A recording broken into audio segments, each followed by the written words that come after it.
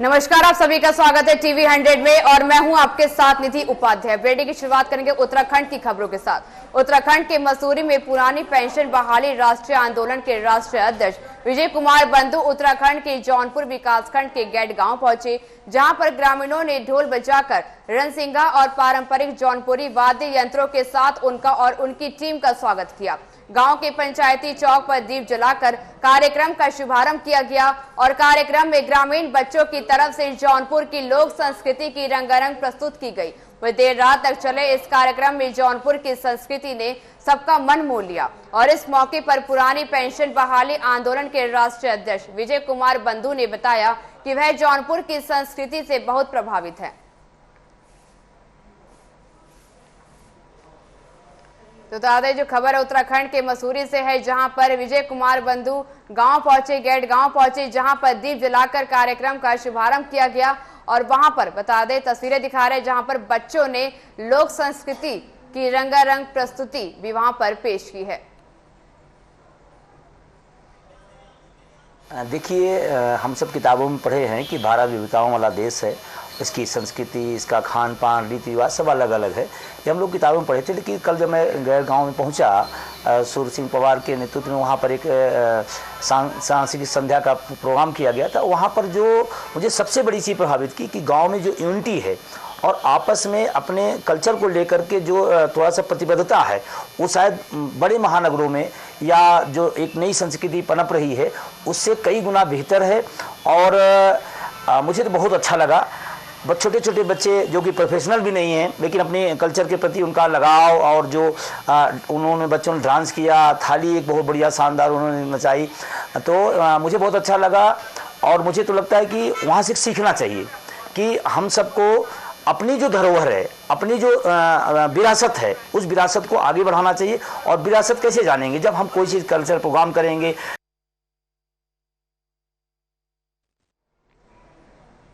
देखिए सर, मुझे लगता है कि मैं एक शिक्षक हूं और शिक्षक की नैतिक जिम्मेदारियों की बच्चों के साथ बेहतर काम करें। हमने एक प्रयास किया अपने बच्चों को कि हम अपने जौनपुर के कल्चर से बच्चों को जोड़ें और बच्चों के साथ हम जो संस्कृति को लेके जौनपुर का रासो नृत्य है, चाहे सराई है, चाहे पांडव नृत्य है, वो हमने अपने बच्चों को सिखाया है।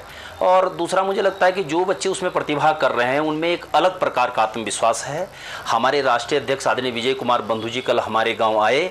आप स्वयं भी शिक्षक हैं। मेरी एक लालसा थी कि मैं अपने अध्यक्ष जी को जौनपुर के लोक संस्कृति से रूबरू करवाऊं। और कल हमारे नन्हे मुन्ने बच्चों ने जो है जौनपुर का जो पांडव नृत्य है, वहाँ की जो तांदी है, वहाँ की जो सराई हैं, वहाँ का जो परात, हम छोटे छोटे बच्चे पर परात घुमाते हैं, वो इस तरह की गतिविधियों से अध्यक्ष जी को रूबरू करवाया और रात तक बड़ा ज़बरदस्त कार्यक्रम चला। अगली खबर की ओर रुख कर लेते हैं। सनातन धर्म में श्राद्ध पक्ष का विशेष महत्व है। 16 दिन चलने वाला श्राद्ध पक्ष शुरू हो गया है और मान्यता है कि भारतवर्ष में बद्रिकाश्रम, गया और हरिद्वार स्थित नारायणी शिला मंदिर, इन 3 स्थानों पर अपने पितरों का श्राद्ध करने से पितरों को मोक्ष की प्राप्ति होती है। हरिद्वार स्थित नारायणी शिला मंदिर के दर्शन मात्र से ही मनुष्य के पाप नष्ट हो जाते हैं और यही कारण है कि यहाँ श्रद्धालुओं का तांता लगा हुआ है। वही हरिद्वार स्थित विश्व प्रसिद्ध प्राचीन नारायणी शिला मंदिर में भगवान नारायण कंठ से लेकर नाभि तक एक शिला के रूप में विद्यमान है। इसके दर्शन करने और जल चढ़ाने मात्र से ही मनुष्य के पाप नष्ट हो जाते हैं। तो बता दें कि सनातन धर्म में श्राद्ध पक्ष का विशेष महत्व है और इसी के साथ बता दें कि श्राद्ध जो पक्ष है वो उसकी शुरुआत हो चुकी है। और तो वही भारतवर्ष में बद्रिकाश्रम, गया और हरिद्वार स्थित नारायणी शिला मंदिर, इन 3 स्थानों पर अपने पितरों का श्राद्ध करने से पितरों को मोक्ष की प्राप्ति होती है। हरिद्वार स्थित नारायणी शिला मंदिर के दर्शन मात्र से ही मनुष्य के पाप नष्ट हो जाते हैं और यही कारण है कि यहाँ श्रद्धालुओं का तांता भी लगा हुआ है। वही हरिद्वार स्थित विश्व प्रसिद्ध प्राचीन नारायणी शिला मंदिर में भगवान नारायण कंठ से लेकर नाभि तक एक शिला के रूप में विद्यमान है। इसके दर्शन करने और जल चढ़ाने मात्र से ही मनुष्य के पाप नष्ट हो जाते हैं।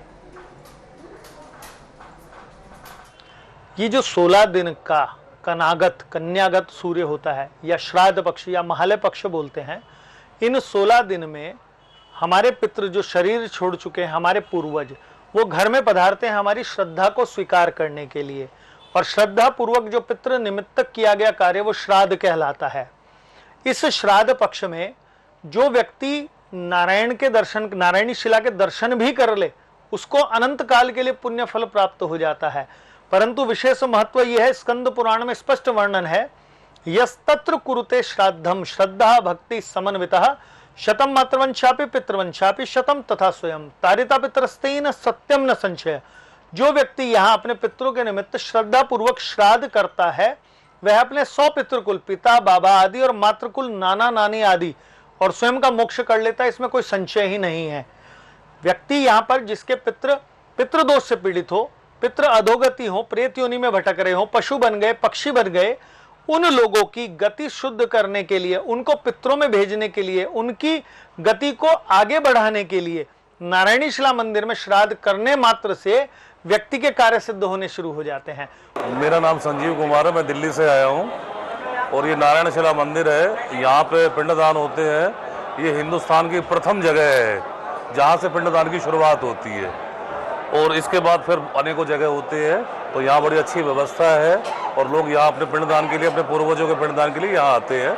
हम भी इसी काम के लिए यहाँ आए हैं। मंदिर की बड़ी पौराणिक है, शास्त्र में ऐसा नियम है कि ये सतयुग के समय का मंदिर है और यहाँ पे जो शिला है उसका आधा भाग गया जी में है और आधा भाग यहाँ पे है बद्रीनाथ में।